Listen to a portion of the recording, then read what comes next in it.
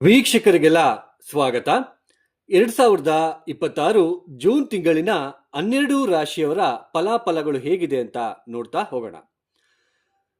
ಮೊದಲಿಗೆ ಗ್ರಹ ಸಂಚಾರದ ಬಗ್ಗೆ, ಈ ಜೂನ್ ತಿಂಗಳಿನಲ್ಲಿ ಗ್ರಹ ಸಂಚಾರಗಳ ಬಗ್ಗೆ ತಿಳ್ಕೊಳ್ಳೋಣ.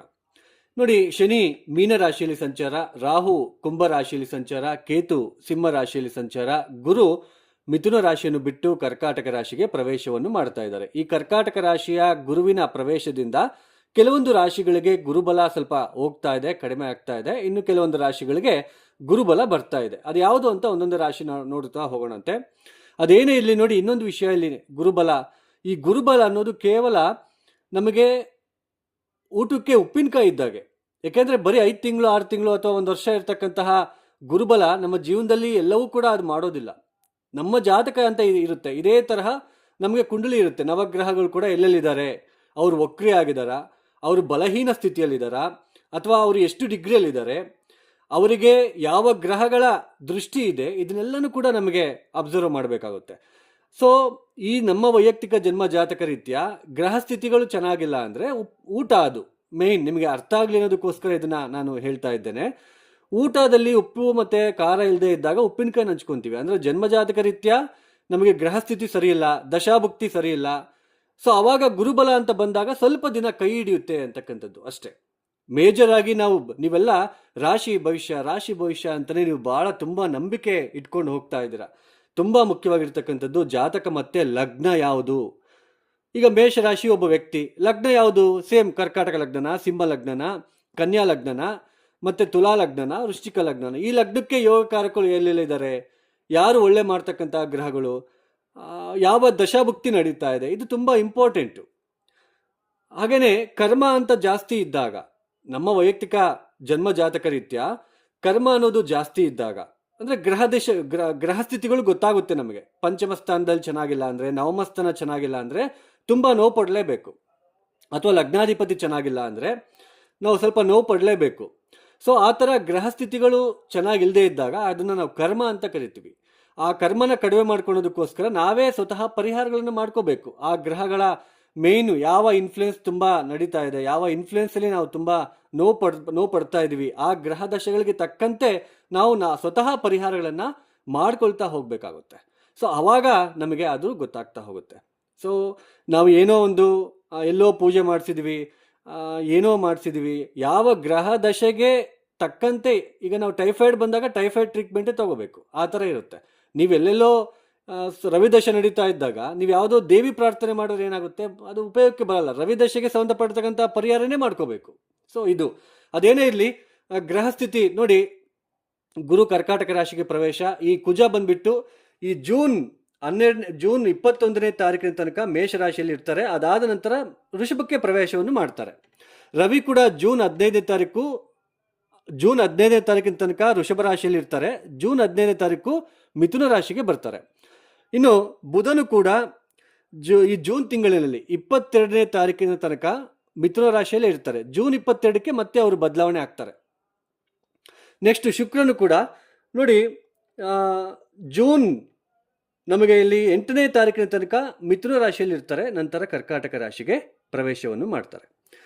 ನೋಡಿ, ಮೊದಲನೇದಾಗಿ ಮೇಷರಾಶಿಯವರಿಗೆ ಯಾವ ತರಹದ ಫಲಿತಾಂಶಗಳು ಕಾದಿವೆ ಅಂತ ನಾವು ನೋಡ್ತಾ ಹೋಗೋಣ. ನೋಡಿ, ಮೇಷರಾಶಿಯವರಿಗೆ ಜನ್ಮರಾಶಿಯಲ್ಲೇ ಕುಜ ಇದೆ, ಗುರುಗ್ರಹ ಬದಲಾವಣೆ ಆಯಿತು. ಅರ್ಧಾಷ್ಟಮ ಗುರು ಚತುರ್ಥ ಸ್ಥಾನಕ್ಕೆ ಗುರುವಿನ ಪ್ರವೇಶ ಆಗ್ತಾ ಇದೆ. ಗುರು ದೃಷ್ಟಿ ಅಷ್ಟಮ ಸ್ಥಾನದ ಮೇಲೆ, ಹಾಗೆ ನಿಮ್ಮ ಒಂದು ದಶಮ ಸ್ಥಾನದ ಮೇಲೆ, ಹಾಗೆ ನಿಮ್ಮ ಒಂದು 12ನೇ ಮನೆಯ ಮೇಲೆ ಬೀಳ್ತಾ ಇರೋದ್ರಿಂದ ನೋಡಿ, ಆಕಸ್ಮಿಕವಾಗಿ ಯಾರೆಲ್ಲ ನೀವು ತುಂಬಾ ದಿನಗಳಿಂದ ಸೈಟ್ ತಗೋಬೇಕು ಅಥವಾ ಪ್ರಾಪರ್ಟಿ ರಿಲೇಟೆಡ್ ತಗೋಬೇಕು, ವೆಹಿಕಲ್ ತಗೋಬೇಕು ಅಂತಿದ್ದೀರಾ, ಸೊ ವಾಹನ ತಗೊಳೋದಕ್ಕೆ ಅವಕಾಶ ಸಿಗ್ತಾ ಹೋಗುತ್ತೆ. ಮೇಯ್ನ್ ಆಗಿ ಈ ತಿಂಗಳಿನಲ್ಲಿ ರವಿ ಬುಧ ಶುಕ್ರನ ಬಲ ತುಂಬಾ ಚೆನ್ನಾಗಿದೆ ನಿಮಗೆ. ಸೊ ಇದರಿಂದ ಸ್ವಲ್ಪ ನಿಮಗೆ ಆಕಸ್ಮಿಕವಾಗಿ ಗುರು ಕೂಡ ಚತುರ್ಥ ಸ್ಥಾನದಲ್ಲಿ ಸಂಚಾರ ಮಾಡ್ತಾ ಇರೋದ್ರಿಂದ ಆಕಸ್ಮಿಕವಾಗಿ ನೀವು ಯಾರಾದರೂ ಪ್ರಾಪರ್ಟಿ ತಗೊಳ್ತಕ್ಕಂಥದ್ದಾಗಿರ್ಬೋದು, ಅಥವಾ ನೀವು ವಾಹನ ತಗೊಳ್ತಕ್ಕಂಥದ್ದಾಗಿರ್ಬೋದು, ಸ್ವಲ್ಪ ಆ ಥರ ಅವಕಾಶಗಳು ನಿಮಗೆ ಸಿಗ್ತಾ ಹೋಗುತ್ತೆ. ಹಾಗೆಯೇ ಗುರುವಿನ ದೃಷ್ಟಿ ಅಷ್ಟಮ ಸ್ಥಾನದ ಮೇಲೆ ಇರೋದ್ರಿಂದ ನೋಡಿ, ಮನೆಯಲ್ಲಿ ಸ್ವಲ್ಪ ಚಿಕ್ಕ ಪುಟ್ಟ ಹಿರಿಯರ ಜೊತೆ ಕಲಹಗಳು, ಯಾವುದೇ ಒಂದು ಪ್ರಾಪರ್ಟಿಗೋಸ್ಕರನೋ ಅಥವಾ ಮನೆ ವಿಚಾರಕ್ಕೋಸ್ಕರನೋ, ಅಥವಾ ವಿದ್ಯಾರ್ಥಿಗಳು ಸ್ವಲ್ಪ ನಾನು ಇದೇ ಥರ ಕಾಲೇಜಲ್ಲಿ ಓದಬೇಕು ಅಥವಾ ಈ ಥರ ಸ್ವಲ್ಪ ಜಗಳಗಳು ಆಗ್ತಕ್ಕಂಥದ್ದು, ಸ್ವಲ್ಪ ಹಿರಿಯರ ಜೊತೆ ಕಲಹಗಳು, ಹಿರಿಯರ ಜೊತೆ ಏನಾದರೂ ಮಾತಿನ ಚಕಮಕಿ ನಡೀತಕ್ಕಂಥದ್ದು, ಸ್ವಲ್ಪ ಇದು ಈ ಥರ ಕಾಣಿಸ್ತಾ ಇದೆ. ದಶಮಸ್ಥಾನದ ಮೇಲೆ ಗುರು ದೃಷ್ಟಿ ಬೀಳ್ತಾ ಇರೋದ್ರಿಂದ, ಆ ದಶಮಾಧಿಪತಿ 12ನೇ ಮನೆ ಇರೋದ್ರಿಂದ ಸ್ವಲ್ಪ ಉದ್ಯೋಗದಲ್ಲಿ ಬದಲಾವಣೆ ಕಾಣ್ತಾ ಇದೆ. ನೀವು ಉದ್ಯೋಗ ಬದಲಾವಣೆ ಮಾಡ್ಕೊಳ್ತೀವಿ ಅಂತ ಏನು ಅಂದ್ಕೊತಾ ಇದ್ದೀರಾ, ಬದಲಾವಣೆ ಆಗ್ತಕ್ಕಂತಹ ಸಾಧ್ಯತೆ ಹೆಚ್ಚಾಗಿ ಕಂಡು ಬರ್ತಾ ಇರುತ್ತೆ. ಹಾಗೆಯೇ ಈಗ ಸರ್ಕಾರಿ ಕೆಲಸದಲ್ಲಿ ಆಲ್ರೆಡಿ ಯಾರೆಲ್ಲ ಕೆಲಸದಲ್ಲಿದ್ದೀರಾ, ಸೊ ಅವರಿಗೆ ಟ್ರಾನ್ಸ್ಫರ್ಗೋಸ್ಕರ ಯಾರೆಲ್ಲ ನೀವು ಪ್ರಯತ್ನ ಪಡ್ತಾ ಇದ್ದೀರಾ, ಸ್ವಲ್ಪ ನಿಮಗೆ ಟ್ರಾನ್ಸ್ಫರ್ ಆಗ್ತಕ್ಕಂತಹ ಸಾಧ್ಯತೆ ಇರುತ್ತೆ. ಹಾಗೆಯೇ ಒಟ್ಟಾರೆಯಾಗಿ ಗುರು ಚತುರ್ಥ ಸ್ಥಾನಕ್ಕೆ ಬರ್ತಾ ಇರೋದ್ರಿಂದ ಸ್ವಲ್ಪ ಆಕಸ್ಮಿಕ ಗೃಹ ಬದಲಾವಣೆಗಳು ಕಾಣಿಸ್ತಾ ಇದೆ. ಗೃಹ ಬದಲಾವಣೆ ಅಥವಾ ನಿಮಗೆ ಕೆಲಸದ ಬದಲಾವಣೆಗಳು ಕಾಣಿಸ್ತಾ ಇರುತ್ತೆ. ಬಟ್ ಮನಸ್ಸಿಗೆ ನೆಮ್ಮದಿ ಇರೋದಿಲ್ಲ. ಚತುರ್ಥ ಸ್ಥಾನದಲ್ಲಿ ಗುರು ಇರೋದ್ರಿಂದ ಮನಸ್ಸಿಗೆ ಸ್ವಲ್ಪ ನೆಮ್ಮದಿ ಇರೋದಿಲ್ಲ. ಸ್ವಲ್ಪ ಯಾರ ಹತ್ರ ಆದ್ರೂ ಸ್ವಲ್ಪ ನಿಮಗೆ ಒಂದು ಮಾತು ಅನ್ನೋದು ಬರ್ತಾ ಇರುತ್ತೆ.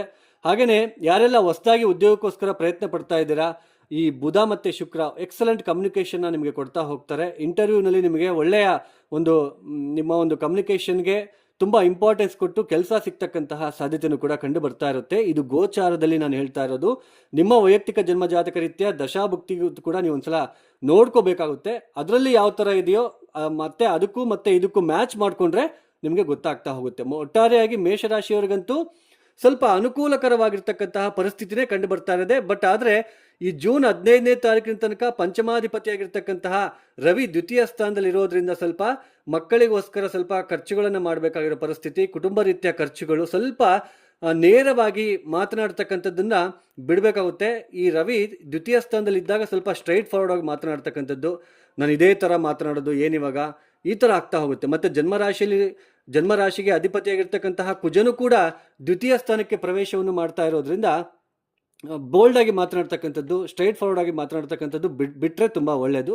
ಒಟ್ಟಾರೆಗೆ ಕುಟುಂಬಕ್ಕೋಸ್ಕರ ಸ್ವಲ್ಪ ಅದೇ ನೀವು ಪ್ರಾಪರ್ಟಿನೋ ಅಥವಾ ವೆಹಿಕಲ್ಲೋ ಅಥವಾ ನಿಮ್ಮ ಒಂದು ಲ್ಯಾಂಡ್ ವಿಚಾರಕ್ಕೋ ಸ್ವಲ್ಪ ಖರ್ಚು ಮಾಡಬೇಕಾಗಿರೋ ಪರಿಸ್ಥಿತಿ ನಿಮಗೆ ಎದುರಾಗ್ತಾ ಇರುತ್ತೆ. ಒಟ್ಟಾರೆಗೆ ಕೆಲಸದ ವಿಚಾರದಲ್ಲಿ ಸ್ವಲ್ಪ ಬದಲಾವಣೆಗಳು ಕಾಣ್ತಾ ಇದೆ. ಹಾಗೆಯೇ ಕೆಲಸ ಹುಡುಕ್ತಾ ಇದ್ದೀರಲ್ವಾ, ಕೆಲಸ ಸಿಗ್ತಕ್ಕಂತಹ ಸಾಧ್ಯತೆಯೂ ಕೂಡ ಹೆಚ್ಚಾಗಿ ಕಂಡು ಬರ್ತಾ ಇರುತ್ತೆ. ಆದರೆ ನೆಮ್ಮದಿ ಇರೋದಿಲ್ಲ, ಮನಃಶಾಂತಿ ಇರೋದಿಲ್ಲ. ದೊಡ್ಡ ಮನೆಯಲ್ಲಿರ್ತಕ್ಕಂತಹ ಹಿರಿಯರ ಜೊತೆ ಸ್ವಲ್ಪ ಕಲಹಗಳು, ವಿದ್ಯಾರ್ಥಿಗಳು ಓದಿನಲ್ಲಿ ಹಿಂದೆ ಬೀಳ್ತೀರಾ, ಸ್ವಲ್ಪ ಓದಿನ ಕಡೆ ಗಮನ ಕೊಡಿ. ಡಿಸೆಂಬರ್ ತನಕ ಸ್ವಲ್ಪ ನವಂಬರ್ ತನಕನೂ ಕೂಡ ಸ್ವಲ್ಪ ನವಂಬರ್ 1ನೇ ತಾರೀಕಿನ ತನಕ ಸ್ವಲ್ಪ ಓದಿನಲ್ಲಿ ಹಿಂದೆ ಬೀಳ್ತಕ್ಕಂಥದ್ದು. ಪಂಚಮ ಸ್ಥಾನದಲ್ಲಿ ಕೇತು, ಬುದ್ಧಿ ಸ್ವಲ್ಪ ನಿಮಗೆ ಚುರುಕಾಗಿರೋದಿಲ್ಲ, ಮಂದವಾಗಿರುತ್ತೆ. ಸ್ವಲ್ಪ ಮನೆಯಲ್ಲೂ ಕೂಡ ನೆಮ್ಮದಿ ಕಡಿಮೆ ಇರುತ್ತದೆ. ಸ್ವಲ್ಪ ನೀವು ಗುರುಗೆ ಶಾಂತಿ ಮಾಡ್ಕೊಳೋದು ತುಂಬ ಉತ್ತಮ. ಗುರು ಶನಿಯ ಮೇಲೆ ದೃಷ್ಟಿ ಬೀಳ್ತಾ ಇರೋದ್ರಿಂದ ಹೆಚ್ಚಾಗಿ ಗುರು ಮತ್ತು ಶನಿ ಅಂತಂದ್ರೆ ವೀರಭದ್ರ ಅಂತ ನಾವು ಹೇಳ್ತೀವಿ. ವೀರಭದ್ರ ದರ್ಶನ, ವೀರಭದ್ರನಿಗೆ ಈಡ್ಗೆ ಹೊಡಿತಕ್ಕಂಥದ್ದು, ಇದು ತುಂಬಾ ನಿಮಗೆ ಹೆಲ್ಪ್ಫುಲ್ ಆಗ್ತಾ ಹೋಗುತ್ತೆ. ನೀವು ಮಾಡ್ಕೊಂಡ್ಬಿಟ್ಟು ನಿಮಗೆ ನೋಡಿ ನಿಮಗೆ ಅರ್ಥ ಆಗುತ್ತೆ. ಹಾಗೆಯೇ ಸ್ವಲ್ಪ ಈ ಗುರುಗ್ರಹಕ್ಕೆ ಕಡಲೆ ತುಂಬ ಇಂಪಾರ್ಟೆಂಟು. ಈ ಕಡಲೆಯನ್ನು ನೀವು ಎಲ್ಲಾದರೂ ಅನ್ನದಾನ ನಡೀತಾ ಇರುತ್ತೆ ನೋಡಿ, ಸ್ವಲ್ಪ ಒಂದು 10 kg 20 kg ಅಂಥ ಕಡೆ ನೀವು ಕೊಡಲಿಕ್ಕೆ ಪ್ರಯತ್ನ ಮಾಡಿದ್ರೆ ಮತ್ತಷ್ಟು ಶುಭ ಫಲಿತಾಂಶಗಳನ್ನು ನೀವು ಪಡ್ಕೊಳ್ತೀರಾ. ಒಟ್ಟಾರೆಯಾಗಿ ಮೇಷರಾಶಿಯವರಿಗೆ ಸ್ವಲ್ಪ ಗ್ರಹಸ್ಥಿತಿಗಳು ಚಿಕ್ಕ ಪುಟ್ಟ ಅನುಕೂಲತೆಯನ್ನು ನೋಡ್ತಾ ಇದೆ, ಸ್ವಲ್ಪ ಕಂಡು ಬರ್ತಾ ಇದೆ. ಬಟ್ ಗುರುಬಲ ಇರೋದಿಲ್ಲ. ಗುರು ಶಾಂತಿಗೋಸ್ಕರ ಸ್ವಲ್ಪ ವೀರಭದ್ರ ದರ್ಶನ, ಕಡಲೆಕಾಯಿನ ಕೊಡೋದಕ್ಕೆ ಪ್ರಯತ್ನ ಮಾಡಿ. ಇನ್ನು ಯಾರೆಲ್ಲ ಈ ವಿಡಿಯೋನ ನೋಡ್ತಾ ಇದ್ದೀರಾ, ನಿಮ್ಗೆ ಇಷ್ಟ ಆಗಿದ್ರೆ ಲೈಕ್ ಮಾಡಿ, ಶೇರ್ ಮಾಡಿ, ಸಬ್ಸ್ಕ್ರೈಬ್ ಮಾಡ್ಕೊಳ್ಳಿ. ಸರ್ವೇ ಜನೋ ಸುಖಿನೋ ಭವಂತು. ಧನ್ಯವಾದಗಳು. ಜೈ ಶ್ರೀರಾಮ್.